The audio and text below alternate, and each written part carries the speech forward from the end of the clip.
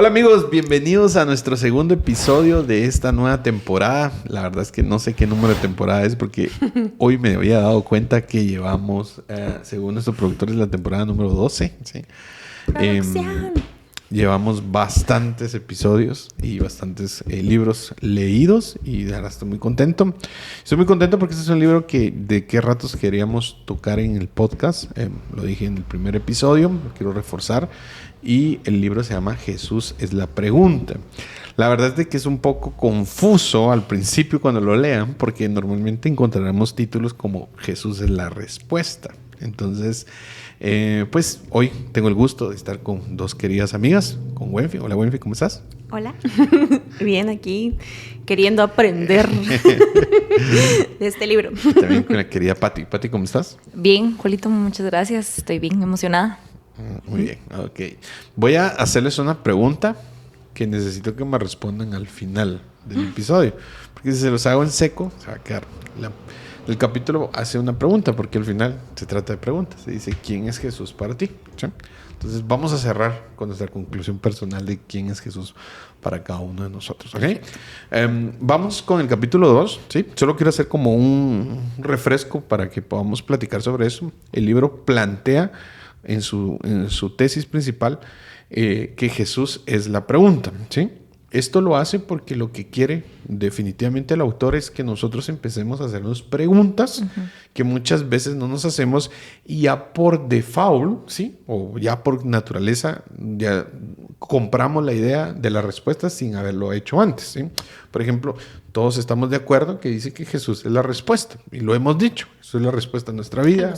Jesús es la respuesta a los problemas. Lo hemos dicho, lo hemos hablado. E incluso el autor al principio dice, o sea, yo estoy convencido que Jesús es la respuesta, ¿sí? Pero antes de que Jesús sea la respuesta, yo tengo que hacerme la pregunta. Jesús es la pregunta. Porque ¿a qué va con esto? Jesús es la respuesta. Dos puntos. Eso es una pregunta. Jesús es la respuesta a mi vida. Jesús es la respuesta a mis problemas. Esas preguntas obviamente te van a llevar al pensamiento crítico, que es lo que quiere. El autor es Alex San Pedro. Pues él no dice que es filósofo. Yo sí creo que sí lo es. Yo también. Tiene unas canciones también, va. Sus canciones fascinan, la verdad, les soy sincero. Soy muy fan de su música y de su contenido. Incluso tiene un podcast muy bueno que se llama Academia de la Biblia, por si lo quieren ver, está muy bueno. Y la verdad que como persona, tengo el agrado de conocerlo, es muy buena persona. La verdad que demuestra mucho de lo que habla en este libro. Y vamos a tocar el episodio número 2, ¿sí? Que dice, Cristo es la pregunta. Ahí como irnos bastante fuerte. En medio de esto, al final, no sé qué les pareció, cómo lo vieron, dónde se quedaron enganchados o enganchadas, perdón, disculpen. Está bien. Pero dejámoslo ahí. A ver. Mira, la verdad es que para mí es todo un reto este libro, ¿va? Porque creo que estamos acostumbrados a que mis emociones o algo así como bien light. Y el venir y tener un libro donde, en mi caso, que yo soy así como muy metódica, es así como me viene a cambiar todo, ¿va? Yo de, ¿qué hago aquí? Entonces sí es como, me reta bastante el ir buscando más, el ir introduciéndome más a lo que fue la vida de Jesús, a lo que puede ser en mi vida, a cómo aplicarlo a los demás y no solo de, ay, sí, Jesús dice esto, ay, sí. O sea, así como lo tomamos como tan a la ligera cuando en realidad hay belleza en profundizar, ¿verdad? Y yo creo que uno va encontrando el camino cuando vas profundizando en esas cosas que al final uno no se toma ese tiempo, ¿va? de profundizar. Entonces sí, para mí es todo un reto. La verdad es que es todo un reto el decir, bueno, aquí hay que meterme, yo que no nado hasta el fondo. Buenísimo. Yo me enganché tal vez en la parte donde hablan que cómo conocemos a Jesús, que Jesús no es realmente un maestro moral, ¿verdad? Oh, buenísimo. Cómo toca el área de los evangelios, ¿verdad? Normalmente cuando nosotros venimos a la iglesia y nos preguntan, es que yo no sé cómo empezar, dónde empezar. Mira, empezar por los evangelios, así podés conocer la vida de Jesús y tal, ¿verdad? Pero el modo en el que conocemos a Jesús, ¿será que nosotros creemos que lo conocemos por toda la literatura, toda la teórica que tenemos, o realmente conocemos a Jesús, ¿verdad? No es lo mismo teóricamente conocerlo. De hecho, el autor lo menciona como hasta una teoría diabólica, ¿verdad? Grueso. Porque si no conoces a Jesús verdaderamente y solo conoces su vida de pe a pa, no, hombre, yo me aprendí todos los evangelios de memoria, todos los milagros que hizo, todas sus parábolas. Eso no es conocer a Jesús realmente, va, mucha. Incluso dice que hasta los demonios lo saben, pues, o sea, es así como, bueno, hasta ellos pueden responder eso, ¿va? Pero ya es muy diferente, como decís, aplicarlo, ¿va? Y vivirlo y, o sea, de la mano de él, pues no solo decir, sí, el Señor me va a proveer. Hasta los demonios saben que Dios te puede proveer, pero en realidad no lo haces con fe, o sea, no actúas en fe. Entonces, ahí sí está tenemos un concepto, obviamente, radicado en nuestras vidas de quién es Jesús. ¿Sí? Desde pequeños nos dicen quién es Jesús, que Jesús es nuestro Salvador, que Jesús es nuestro amigo, ¿sí? Proveedor. Nuestro proveedor, que Jesús está con nosotros. Pero realmente, ¿qué simboliza eso? Realmente, ¿dónde está la esencia? ¿Realmente conocemos quién es Jesús? A mí me apasiona, le soy sincero, a mí todos los libros de Jesús me apasionan porque siempre muestran una cara diferente de Jesús. Incluso leímos el año pasado un libro que se llamaba Jesús es, y da una línea. Buenísimo. De otro autor, donde también propone otra versión de forma de cómo es Jesús. Saben que estoy enganchado en una serie que se llama The Choice, no sé si Los Elegidos se llama. Es una serie de Jesús. No está en ninguna plataforma, tiene una aplicación, ¿sí? Como tal, usted lo puede bajar. Pero miren, la verdad es que a mí me gusta todo el contexto de la historia de Jesús. La verdad me gusta mucho. He visto todas las películas de Jesús que usted se pueda imaginar, ¿sí? Todo donde tiene que ver, me gusta verlo, ver el contexto. Pero esta serie, que la verdad se la recomiendo y que de verdad estoy así como si soy novela yo, ¿sí? Da un enfoque diferente de cómo Jesús pudo caminar y ser en cada uno de nosotros. ¿Qué voy con esto? ¿Sí? Volvemos a los evangelios. Los evangelios narran la historia de Jesús.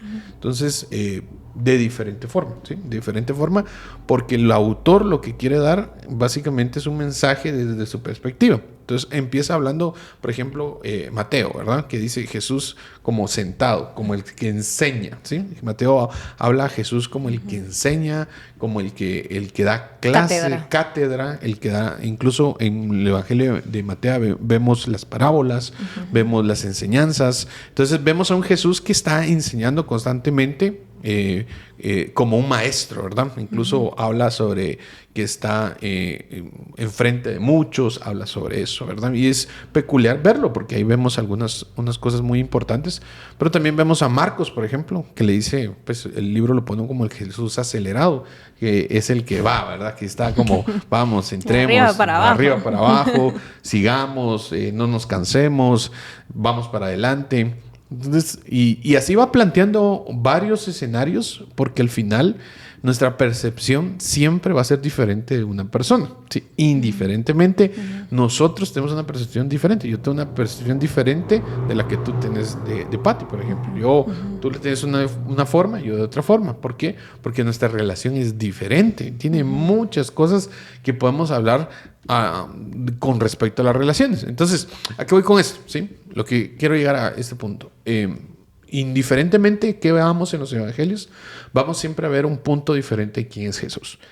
Ahora la pregunta es, ¿cómo? Porque otra vez haciendo preguntas, ¿cómo a mí me afecta o me llega a un punto de reflexión esta propuesta? ¿Sí?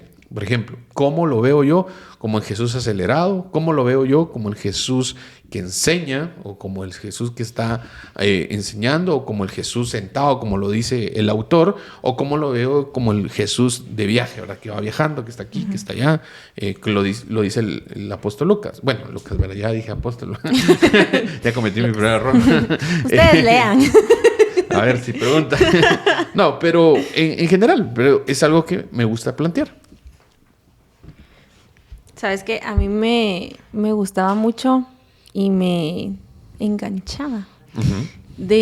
Aquí él empieza a hablar sobre cuando encontraron a la mujer en adulterio y se la llevan ahí delante de Jesús y que le pusieron una pregunta trampa para ver si...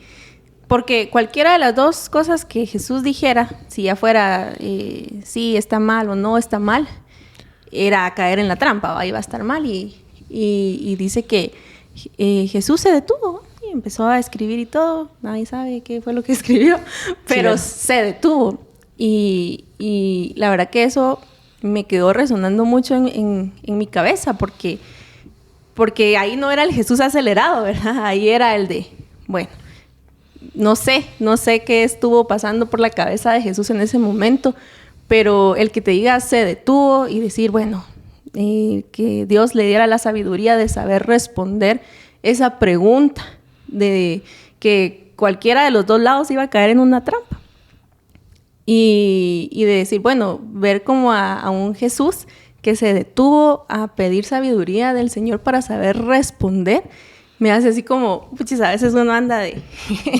le preguntan y sí, pero no sé qué va, y dice y responde, y luego te arrepentís de lo que decís por no detenerte. Y regresando a la pregunta que nos hacías de en qué nos enganchamos, yo de verdad que eso me quedó muy presente, ¿verdad? Hasta el mismo Jesús nos enseña a detenernos, a decir... A que pidamos sabiduría antes de responder y a que no sea solo en nuestro impulso, en el decir, voy a responder cualquier cosa, porque al final cualquiera de las dos cosas nos va a hacer caer. Entonces, en que sí sea la palabra de Dios, la sabiduría de Dios, en pedirla a Dios. Y me hace como pensar en tantas cosas que en los evangelios el Señor nos enseña, y nosotros lo leemos y todo, pero como es bien importante en que nosotros actuemos en fe y que lo apliquemos, ¿va? No solo el decir, como hablábamos, ¿va? Aquí está la teoría y ahí la tenemos guardada. La teoría la sé, la práctica me falta para graduarme. Pero si algo me enganchó mucho y me hizo como reflexionar en este capítulo, parte, ¿verdad? Es eso, ¿va? El saber... decir, bueno, porque creo que pensamos que Jesús vino y hizo milagros y hizo un montón de cosas grandes, pero no lo vemos en las pequeñeces, ¿va? En decir, aquí me voy a detener o aquí voy a pedir sabiduría, porque al final, pues Jesús es todo, ¿va? Jesús es, como decías, la pregunta, la respuesta, todo, pero cuando lo tenemos es importante que lo actuemos en fe, ¿va? No solo que lo sepamos y ya. Ay, yo tenía una idea de Jesús, como que él, si me fuera a hacer algún tipo de pregunta, me iba a hacer una pregunta espiritual o muy doctrinal, o para mí así era Jesús, ¿verdad? Una vez que lo ejemplificaban en una obra, que él era el Jesús que nos juzga, ¿verdad? O que nos regaña y que ve que todo lo que hacemos mal. Yo tenía una idea así de Jesús, y viendo Jesús se preocupaba, le interesaba nuestra vida, las preguntas que hacía, hasta nosotros nos quedamos como, ¿por qué pregunta eso? O sea, no le está preguntando sobre su religión, no le está preguntando sobre su espíritu, le está preguntando, ¿querés ser sanado? Después de pasar 38 años paralítico, ¿querés que te sane después de tener una enfermedad así terminal, verdad? Entonces dices, ¿por qué me pregunta eso? Obvio que quiero que me sane, ¿verdad? Pero ahí es donde nos da una perspectiva, tal vez, el autor, y que realmente vino a mover mucho mi pensamiento, de que a él le interesamos mucho. Y nos hace preguntas con amor y no teniendo una respuesta. De hecho, la respuesta puede ser un silencio. La pregunta puede ser un silencio.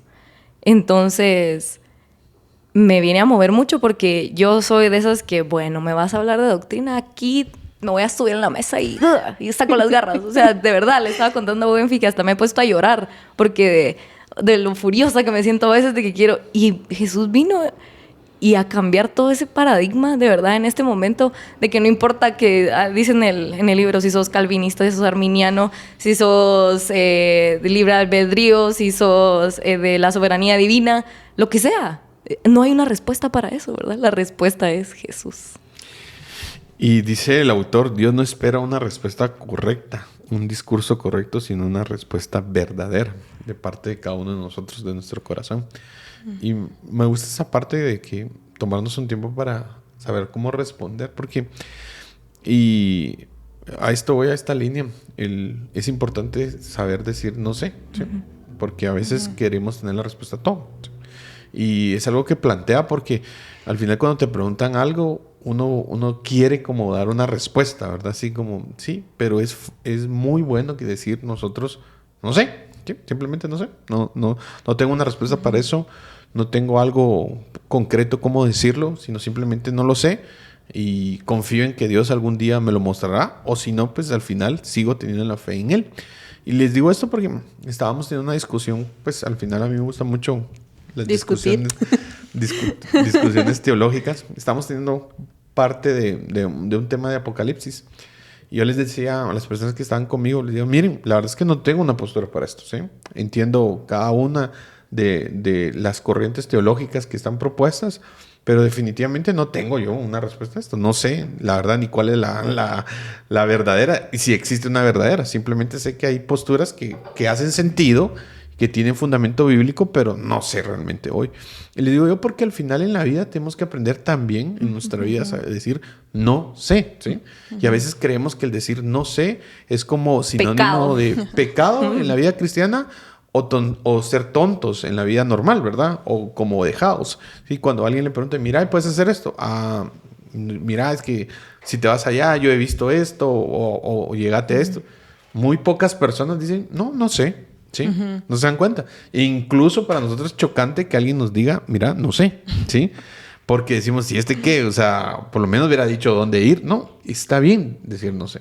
Y el problema es que estamos permeados por esa cultura en nuestra vida cristiana que constantemente nosotros estamos llevados a como tratar de dar una respuesta a todo. Y no podemos dar una respuesta a todo. Y lo que sí podemos hacernos preguntas y fundamentarnos en nuestra fe. No sé si les ha pasado, pero nosotros tenemos que pasar por esas preguntas existenciales en nuestras vidas. Preguntarnos por qué estoy acá, por qué creo en Dios, por qué creo en Jesús, por qué creo lo que creo. Porque si un día no te preguntas eso, lo más seguro es que cualquier corriente o cualquier video de TikTok te pega y te diga, mira, ya, esto creo, ¿sí? Y me pasaba muchas veces. Pues al final los adolescentes van creciendo en su camino. Yo hace muchos años tenía una persona que iba en los grupos que él, sin mentirles, cambió como 8 veces de religión, ¿verdad? Llegaba al grupo y me decía, mira, ahora soy judío. Tenía muchas dudas con el colocho. No, ahora soy, no sé, sabatista y ahora no sé qué. Y no, yo, es que mira, vi esto. Ahí en ese tiempo no había TikTok, pero sí habían argumentos de internet. Entonces decía, mira, leí esto. Y el punto es de que al final nosotros queremos tener la respuesta absoluta y no la vamos a tener, ¿sí? No la vamos a tener, pero sí vamos a tener preguntas que hacernos a nosotros. El problema es que la persona que no se pregunta, lo más seguro no va a tener respuestas. Porque simplemente, lo decía el autor, estamos constantemente reciclando las respuestas de otras personas, ¿sí? Como retuiteando, así se dice, ¿verdad? Sí. Constantemente todo. No se dan cuenta por eso. Qué chilero. Sí, son pensamientos de otras. Y no está mal. Yo lo he hecho muchas veces, pero al final, de verdad, estoy haciéndome las preguntas que, como este autor llegó a esta conclusión, o simplemente digo, qué chilero, lo voy a volver a publicar. Entonces es un problema, ¿verdad? Yo considero que debemos llegar a un punto de decir, no sé, sí, no sé, la verdad. Y no sé también me va a hacer a mí insistir en el conocimiento, buscar, decir, bueno, ¿por qué no sé? O sea, pero para eso hay que hacerse preguntas. Y el libro dice es mucho más importante encontrar a Jesús en medio de mis dudas que encontrar las respuestas a mis dudas. Y yo, justo aquí. Porque, como les decía, yo soy así como bien metódica, y el decir como, pero ¿por qué me van a cambiar este proceso? ¿O por qué van a hacer lo otro? Y así. Es como quitarle la belleza, a profundizar, como les decía al principio, y no centrarme en que en medio de estas dudas que yo tengo, voy a encontrar a Jesús, sino que imagínense el privilegio que perdemos de encontrar a Jesús por querer encontrar una respuesta a nuestras dudas, ¿va? Entonces es como de, no, pero esto, no, pero lo otro, y a veces como decías, la mejor pregunta o la mejor respuesta es el silencio, es saber esperar, reflexionar y en medio de eso encontrar a Jesús. Y yo me quedé así como, Señor, perdóname de verdad, porque a veces soy tan intensa, de verdad, así como, ¿por qué esto? ¿Por qué lo otro? Que no sé qué. Y yo digo, no, en medio de eso, la belleza está en encontrar a Jesús. Y dice el autor, ¿de qué nos sirve la teología correcta si no vivimos a Jesús? Uh-huh. Es lo que decías tú. Al final, ¿de qué me sirve de tener la teología correcta? Que al final no existe una teología correcta, por ejemplo. Quiero dejar, por si alguien no sabía, no existe una teología correcta. Incluso el hacer teología, cuando uno le enseñan teología 1.0, lo primero que le dicen... Patito, por favor. Lo primero que le dicen para hacer teología, primero se fundamenta sobre el pensamiento crítico de los demás teólogos, ¿sí? O sea, yo no puedo venir y hacer a un lado todo lo que la teología de otras personas han hecho durante tantos años y hacerlo a un lado y decir, no, eso no es así, eso está acá. Tengo que considerarlo para que eso se considere teología. Si no lo considero y lo hago a un lado, entonces no se llama teología, se le llama opinión o criterio propio, ¿sí?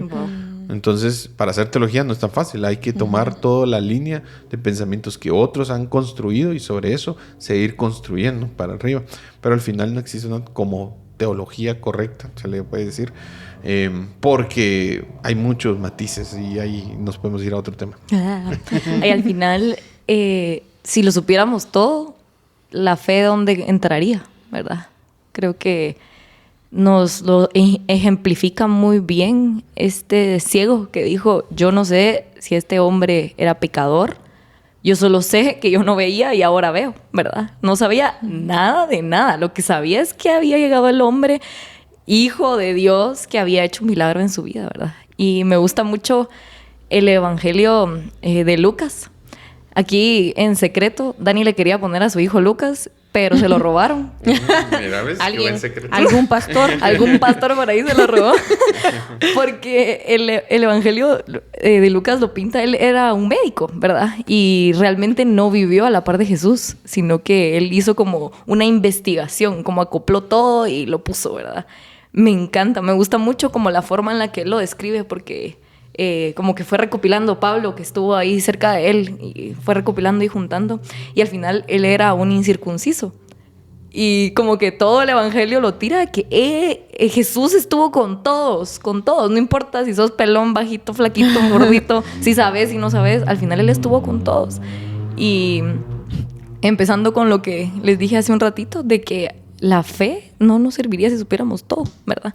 Y al final la base de esto es la fe, ¿verdad? Sin fe no tendríamos absolutamente nada y en vano sería nuestro evangelio. Y siguiendo en la línea, por lo mismo que tú dices, es que teología, por ejemplo, teo, viene de la palabra teo, es Dios, o la otra logía que viene del estudio, ¿sí? Ciencia. Entonces, ciencia, teología, ciencia de Dios, es el que estudia a Dios, o sea, no puedes dejar de estudiar a Dios, o sea, para empezar, únicamente podemos entender a Dios a través de Jesús, porque Dios en sí no está sujeto a ninguna de las cuatro leyes que todo estudio tiene que tener hoy, que es el lugar, el tiempo y la materia. Entonces esos 3 puntos son los que parte para hacer un estudio de la ciencia, pero como Dios no está sujeto a eso, no está sujeto a tiempo, Él es atemporal, porque la palabra dice, Dios era antes, es hoy y será siempre. No es materia, porque la palabra dice que es fuego, es viento, es susurro, y no está en un lugar específico, porque está con nosotros en este momento como está en otro lugar, en un hospital acompañando a alguien. Entonces, como no está ahí, no se puede puede. Entonces la ciencia no lo puede estudiar. Se estudia a través de Jesús. Y cuando querés sacar a Jesús de la ecuación, es por eso que no llegas a una verdad absoluta. Y que no vamos a encontrar una verdad absoluta, porque la verdad absoluta es Jesús. Y Él lo dice. Jesús es la verdad. Y aunque a veces cuesta decirlo, pero lo termina en el capítulo el autor diciendo: Jesús es la verdad, porque solo Él es la verdad. Y ahí, en esa verdad, podemos nosotros cimentar nuestra fe, como decía Pati. Pero tengo que hacerme la pregunta: ¿quién es Jesús para mí? ¿Y qué creo? ¿Y por qué creo lo que creo? La verdad que se decía. Y acá también menciona que tal vez somos así porque el no saber da miedo. El no saber, aquí dicen que es como que si estuvieras en un espacio de oscuridad, como cuando jugamos escondite. Que no sabemos, ¿va? Y que tal vez te pueda aparecer alguien o no sé, y te asustas y así. Al final las dudas te causan miedo. Y él acá decía de que aprendió a resolver sus dudas. Aprendió a resolver sus dudas, pero aprendió algo más importante, que era confiar en Jesús en medio de sus dudas, sabiendo que aún en la barca, en la tempestad, no tenía por qué temer porque Jesús estaba con él. Entonces, aunque las dudas nos den miedo, tengamos la fe de que Jesús está en nuestra barca. Aunque miremos todo oscuro, tenemos la fe de que Jesús no nos va a abandonar. Como tú dijiste, estuvo con altos, pequeños, gorditos, flaquitos, de todo. Y Él está con nosotros, ¿verdad? Entonces, aún en medio de la tempestad, aunque no sepamos qué va a pasar y la duda nos cause miedo, Jesús está ahí con nosotros. Entonces, aprendamos a que, en medio de la duda, en medio del miedo, hay que confiar en Jesús, porque Él va a estar con nosotros. Y eso, de verdad que sí, me confronta mucho, porque a veces pasamos cosas que no sabemos qué va a venir al futuro y solo nos desesperamos y no encontramos la solución y no encontramos las respuestas y volvemos a lo mismo, ¿va? Lo más importante en medio de eso es encontrar a Jesús y confiar en Él. Muchas veces nos sentimos, o de mi parte, les puedo decir, hace un par de días estaba hablando con alguien y no es que me expresara como que no tengo dudas, pero yo estoy segura que Jesús es mi Señor y Salvador, y no va a ser mi respuesta final de quién creo que es ya Jesús. La dijo. No es esa, pero lo expresaba con estas palabras y no tengo ni una sola duda de la soberanía de Dios en mi vida. Yo estoy segura de que solo necesito a Jesús y fin, ¿verdad? Y en el capítulo el autor nos dice: si creen que no tienen dudas, por favor, váyanse a Juan. Vayan a leer Juan del 1 al 5 y empieza con que y era la palabra, y al principio era la palabra, y el verbo era Dios, y Dios vivía así. Y solo con leer eso ya es como, ¿qué? ¿Verdad? Como a pesar de que lo hayas leído muchas veces y de repente hayas intentado o querido buscar la solución a esa ecuación, ¿verdad? Igual vas a seguir teniendo dudas y van a seguir resurgiendo dudas. Y el problema, creo yo, enfocando el dedo en mí misma, es que muchas veces creo que lo sé todo, o creo que ya, no, Dios me lo reveló todo seguro, ¿verdad? Y ahí estoy cayendo en lo mismo que mencionamos, ¿verdad? Que Jesús quiere que nos hagamos preguntas, y no solo quiere que nos hagamos preguntas, quiere que le hagamos preguntas a los demás, porque así como Él se preocupó por nosotros, nosotros también debemos hacerle preguntas a los demás, preocupándonos por los demás, nuestra comunidad en este caso, ¿verdad?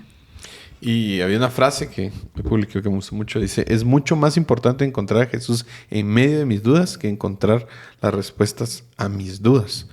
Porque en medio de mis dudas voy a encontrar a Jesús. Existen misterios en la Biblia, muchos, grandes. Incluso hoy que estaba haciendo mi como estudio personal, estaba en el Génesis. Ya tenía rato de no leer Génesis. Génesis es el libro que he leído más, por cierto. No me lo están preguntando, dirían, pero ya que estamos en preguntas. Dato curioso. Dato curioso. Sí, desde niño. Siempre pensé que la Biblia se tenía que empezar a leer desde Génesis, y empezaba leyendo Génesis, ¿verdad? Y ahí se queda. Entonces, el libro que he leído más, pero ya tenía años de no leer, de verdad, tenía años de no leer completamente Génesis, porque al final dije tanto que lo he leído. Y ahí surgieron varias dudas, interrogantes en los primeros 3 capítulos. De Jesús, ¿qué fue esto? ¿Por qué está eso? Entonces, ¿a qué voy con esto? Al final, entre más conocemos a Jesús, ¿sí?, más preguntas vamos a tener. el que menos conoce a Jesús es el que menos preguntas tiene, ¿sí? Porque dice, bueno, sí, Jesús es el Hijo de Dios, sí, ok, ¿cómo funciona? No lo sé, pero es el Hijo de Dios, es mi Salvador y ahí está, ¿sí? Y tengo que hacer una oración y lo acepto en mi corazón, ¿ok? ¿Sí? Tal vez es como el ABC de Jesús, si queremos, si le podemos enmarcar, que no se puede enmarcar, pero digamos, desde ese punto. El punto es de que entre más tengo una relación con Jesús, ¿sí? Más voy a hacer preguntas. ¿Por qué es mi amigo? ¿Qué es un amigo? A esto le hacía yo... hablábamos con mi esposa porque estábamos teniendo ahí una conversación un poco seria de, es que las personas dicen muchas veces, es que yo necesitaba a mi amigo en ese momento, ¿sí? O el amigo es el que siempre está. Y eso es una gran mentira. Es una treta mental pensar que el amigo siempre está. ¡Mentiras! O sea, eso es una gran mentira, ¿sí? Eso es algo que nosotros creemos. Yo esperando que Julio... No, es que realmente, o sea, ¿qué es ser un amigo? ¿Sí? Por ejemplo, si yo me decía, es que el amigo es que el que siempre está. No, mentira. ¿Acaso tú siempre estás? Pues no, es imposible. Siempre, es que el siempre es ese siempre. No, entonces no es un amigo. Entonces elimino eso, ¿sí? No, el amigo no es el que regularmente está. Es que es muy Disney. Yo soy tu amigo fiel y cantando. Sí, o sea, sí, no. Y el punto es de que al final empezamos a hacernos esa pregunta como, ¿quién es mi amigo? ¿Sí? Y bueno, si Jesús es mi amigo, ¿sí? ¿Qué quiere decir eso? Entonces voy buscando, voy indagando. Y como voy indagando, voy haciéndome más preguntas. ¿Qué es eso de que Jesús dio su vida por mí? ¿Por qué? ¿A razón de qué? ¿Sí? Esas cosas que nos van... ¿A razón de qué? Eso, cabal, no lo quería decir. Perdón. Pero vino el meme a mi cabeza y me reí. Por eso. Eliminemos me la agarró en el aire, güey. A lo que voy con esto es de que si no tienes preguntas sobre Jesús, lo más seguro es que tu relación esté estancada, ¿sí? Porque cuando tú conoces a alguien, ¿sí? Y estás buscando una relación con esa persona, siempre vas a tener preguntas para esa persona. Siempre. En una relación siempre vas a hacer preguntas así como, ¿y dónde estuviste? ¿Qué estás haciendo? ¿Cómo vas? ¿Cómo enfrentaste eso? ¿Cómo te sientes hoy? Llegan las preguntas a raíz de la relación. Cuando no tienes una relación, no tienes preguntas. ¿Qué más le puedo preguntar yo a cierta persona? ¿Sí? Por ejemplo, tal vez a alguno de sus padres, de ustedes. ¿Qué más le puedo preguntar? Como, ¿cómo está? ¿Cómo le ha ido? Mucho gusto. Mucho gusto. Todo bien. Qué bien. ¿Por qué? Porque no tengo una relación con sus padres, pero ustedes sí la tienen, ¿sí? Entonces, cuando yo voy a buscar una relación con alguien, cada vez voy a tener más preguntas. Claro. Y acá mencionan algo que me gustó mucho porque dice que le hacían preguntas, ¿va? El autor dice que le hacían preguntas de que cómo es que existe Dios y que no sé qué, y esas preguntas profundas, ¿va? Y él puso en práctica su fe, respondiendo, no lo sé. O sea, así de, ¿qué pasó aquí? ¿Por qué Dios permite esto? No lo sé, ¿va? Entonces, él dice, ¿va? Que aprovechó su desconocimiento para aprender y enfrentar sus dudas. Entonces, el que nosotros sepamos reconocer que no sabemos, nos mueve a aprovechar ese desconocimiento para decir, bueno, voy a enfrentar y voy a buscar. Y el problema, lo digo empezando por mí, es que muchas veces no lo preguntamos. O sea, así como tú decías ahorita de los amigos, ¿no? Yo tenía muchas dudas y yo decía, ¿será que esta persona sí es mi amiga o no? ¿O será que ella haría esto por mí o no? Cosas así. Entonces, como les digo, yo hablando por mí, yo tenía muchas dudas y nunca las pregunté hasta después. Pero no las pregunté y eso hacía que mi corazón estuviera en un desbalance de decir, bueno, sos mi amigo, no sos mi amigo, ¿qué está pasando? ¿Qué va? Pero el problema es que yo nunca expresé lo que sentía o mis dudas, lo que yo pensaba acerca de esa persona o pensaba que lo que era una amistad, hasta que lo hablé, ¿va? ¿Sos mi amigo o no sos mi amigo? Bueno, ¿sí o no? ¿Cómo estamos? ¿Vas a pagar los tacos o no? No, porque un amigo invita. No, pero hubieron muchas cosas que al final lastimaron mi corazón por no hablarlas, ¿verdad? Entonces, por no preguntar. Entonces, creo que es importante para nuestra confianza o sanidad, o no sé cómo lo quieran ver, que nosotros aprovechemos ese desconocimiento para ir a buscar respuestas, que al final volvemos a lo mismo. Ahí vamos a encontrar a Jesús, pero ¿cómo lo vamos a hacer si no nos movemos? O sea, no aprovechamos ese desconocimiento, no vamos y preguntamos o decimos, mira, no, de verdad no lo sé, ¿qué está pasando? Entonces, cuando decís eso, de verdad no lo sé, entonces vas a encontrar también una respuesta, ¿va? Porque no lo sabes, bueno, busquemos, ¿va? ¿Sabes qué me recuerda eso? Hacía muchos años, hace como 9 años. Tu amigo. Ese sí no era mío. Lo puedo asegurar. Hace como 9 años que acabamos de empezar el servicio. Era como el primer año que hacíamos nosotros servicio de jóvenes. Tocamos para Navidad, la serie de Navidad, ¿sí? Entonces, que Jesús la nació, no sé qué. Recuerdo que una vez que terminé de predicar, bajé, pues, despedir a las personas. Se acercó un joven. Y me dijo, ¿por qué aseguras que Jesús nació el 25 de diciembre? ¿Por qué crees que nació el 25 de diciembre? La historia dice que eso fue de parte de un padre católico, un papa que lo impuso, me dijo él sabía. Y yo me quedé... bueno, para saber. La verdad es que no, o sea, no lo sabía. ¿Para qué voy a decir? No lo sabía. Yo medio dije, no, es que mira, que no sé qué. Yo me fui con esa pregunta en la cabeza. Fui a indagar, a buscar. Y empecé a buscar y un montón de documentos. Y sí, es cierto, Jesús no nació el 25. ¿no? O sea, lo más probable es que no haya nacido. Pues casi lo sé yo, ¿verdad? Y al final me puse a pensar, y yo oré esa vez, en esos días, ¿verdad? Que incluso para esa Navidad, el 25, así viendo para arriba. ¿Qué estoy haciendo acá? Y yo me recuerdo que... Todos confundidos. ¿Qué era Jesús? Entonces, la verdad es que le dice, Señor, al final, si no naciste el 25, lo más importante es que hayas nacido, ¿sí? Y eso, la verdad es que me afirma en mi corazón. O sea, a mí no me interesa, y yo en esa oración, ¿cuándo hayas nacido? ¿Sí? Si fue en julio, agosto, como dicen más o menos los teólogos, ¿sí? O fue el 25. La verdad es que no lo sé, ¿sí? Según lo que leí, dicen que no. Pues, pero lo más importante es que hayas nacido. Y eso sí es verídico. Claro. Y eso es realmente mi fe y construye mi fe. Entonces, ¿qué me hizo a mí hacer esa pregunta? Obviamente me incomodé completamente porque no tenía una respuesta en ese momento. No le dije al güiro, por ejemplo, no lo sé, porque él sí sabía más o menos, sabía a dónde iba, por eso no era mi amigo.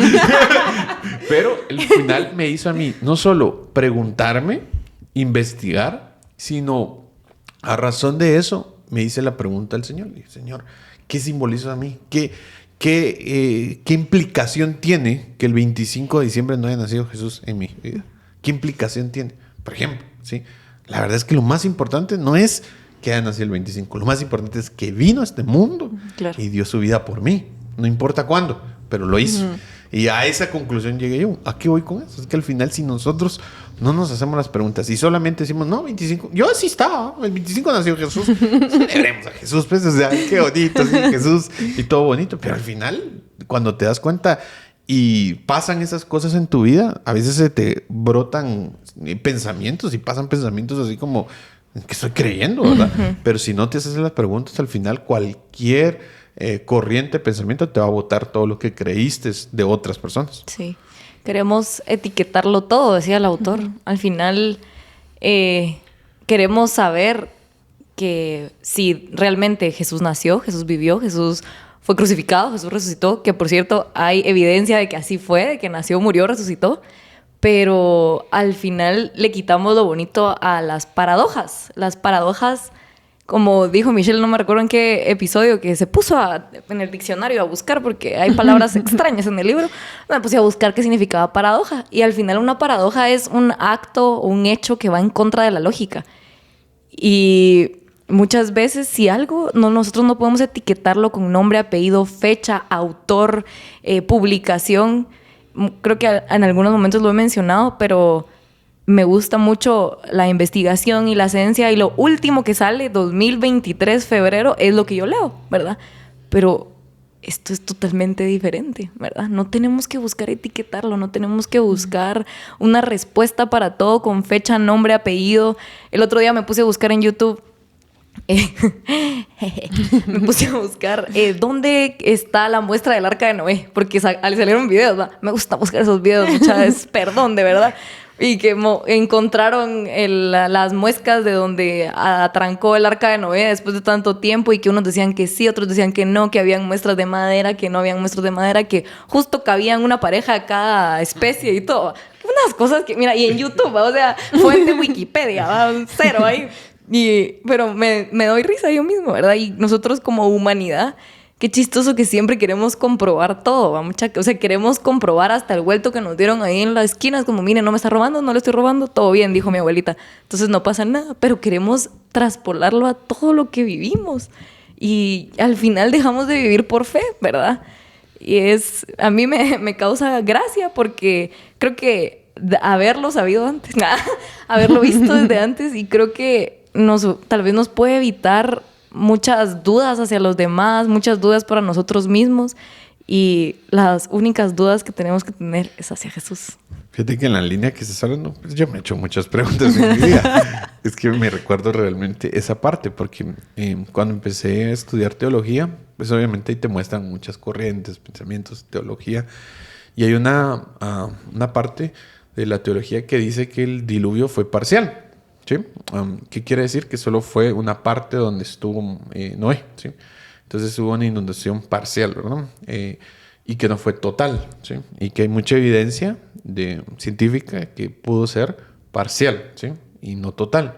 Y entonces Jesús bendito, yo siempre creo que todo se llenó de agua. Voy a ir a googlearlo, Julio, hombre. Entonces, eso es muy fundamental, que fue parcial. Entonces al final me hice pregunta, estaba ahí, hablamos, dialogamos con el licenciado que nos estaba dando todo. Y en un tiempo de la oración me volví a hacer la pregunta. Si fue parcial o fue total, ¿qué implicación tiene para mi vida? Uh-huh. ¿Qué enseñanza? ¿Qué me enseña la historia de Noé? Si fue parcial o fue completa, ¿sí? Total. Lo que me enseña es que el Señor le dio una oportunidad a la humanidad, ¿sí? Claro. Ya sea parcial o total, Dios nos ama. Y ama su creación y da una segunda oportunidad a pesar del pecado que hay en nuestras vidas. Con eso me quedo. Se fue parcial, fue total, si se hundió todo. Al final la implicación, la esencia, como decía de la paradoja, Patti, es el hecho de entender de que hay una implicación en esto. ¿Qué quiere decir? Por la historia de Noé, que Dios nos dio una segunda oportunidad a cada uno de nosotros. Uh-huh. Y yo quiero leerles esto, de la paradoja. Dice, una paradoja es un dicho o un hecho que parece contrario a la lógica, una aparente contradicción, pero guarda verdadera más profundas. Y Jesús y las Escrituras están llenas de paradoja. Por ejemplo, morir para vivir, los últimos serán los primeros, más vale dar que recibir. Yo no he venido para ser servido, sino para servir. El verbo es el Logos, se hizo carne. Jesús es el Hijo de Dios, el Hijo del Hombre, el Dios crucificado, el Mesías. Y sigue. Toda la Biblia. Toda la Biblia es una paradoja, ¿sí? Porque es el dar para recibir, como así, das como no los últimos así. Serán los primeros. Como así, confusiona. Voy de último en la fila, nunca llego primero. El punto es que al final no quiere decir que al final eso esté mal, ¿sí? Sino que el Señor nos está buscando un mensaje, la esencia a donde nos quiere llevar. Y acá dice que la luz vino al mundo. La luz vino al mundo y hace una pregunta, pero ¿querés seguir viviendo en oscuridad? Aún sabiendo que la luz vino al mundo, aún sabiendo lo que Dios te está enseñando por medio de esas parábolas, de esas enseñanzas, por medio de la Escritura, igual querés seguir viviendo en oscuridad, así como de, ¿pero por qué será? ¿Pero por qué no sé qué? ¿Pero por qué tengo que perdonar yo al que me hirió?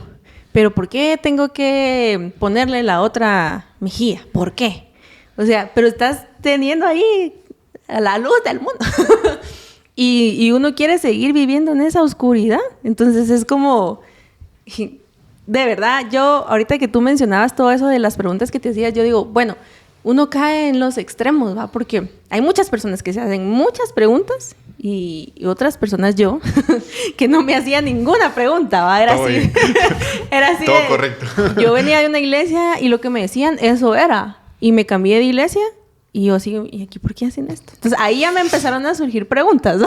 Así como, ¿y estos qué? Así, ¿y aquí qué? O sea, y...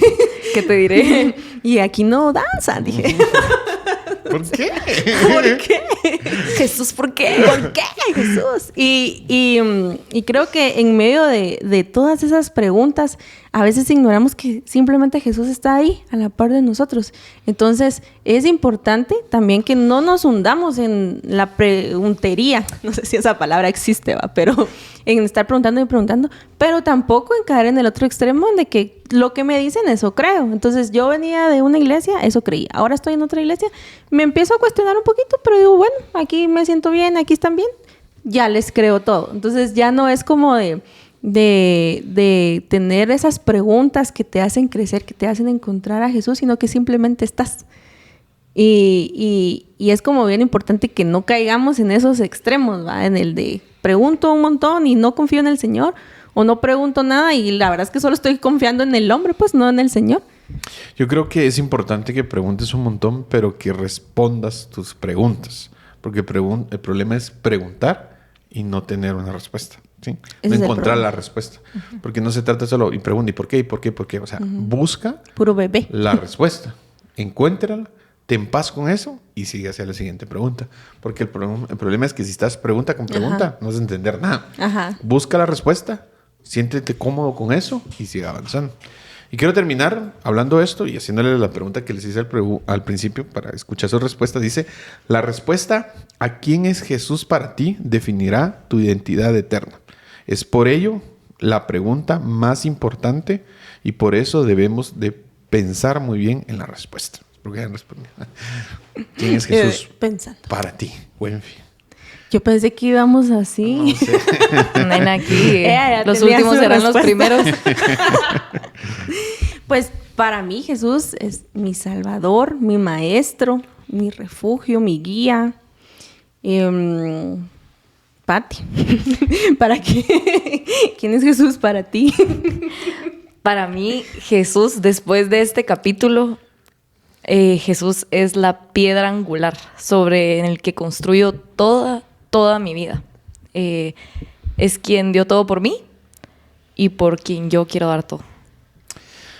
Yo tengo muchas respuestas a eso. La verdad es que les soy sincero, como les digo. Me encanta todo lo que tenga que ver con Jesús. Pero para mí, mi conclusión más fuerte, Jesús es Emmanuel. Jesús es Dios con nosotros. Jesús es Dios encarnado. Es la oportunidad de entender quién es Dios. Es la oportunidad de saber que Dios me ama y que está conmigo y que siempre estará conmigo desde el principio hasta el fin. Así que, amigos, háganse la pregunta, por favor. ¿Quién es Jesús para ustedes? Y busquen la respuesta en sus corazones. Esperemos que les haya gustado este episodio y sigan haciéndose preguntas, pero sobre todo busquen las respuestas. Que Dios les bendiga. Adiós. Bye.